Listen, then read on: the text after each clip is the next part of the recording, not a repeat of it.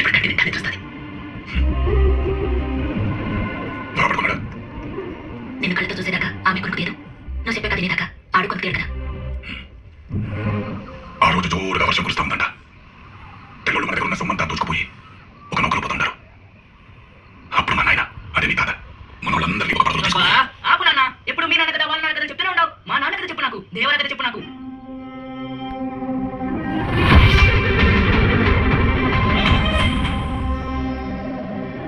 తరువాత తరానికి చెప్పుకునేంత కథలు కావాలి నాయనవి. మా నాయనోళ్ళకి దేశం కోసం పోరాడిన వీరుల కథలు మావి.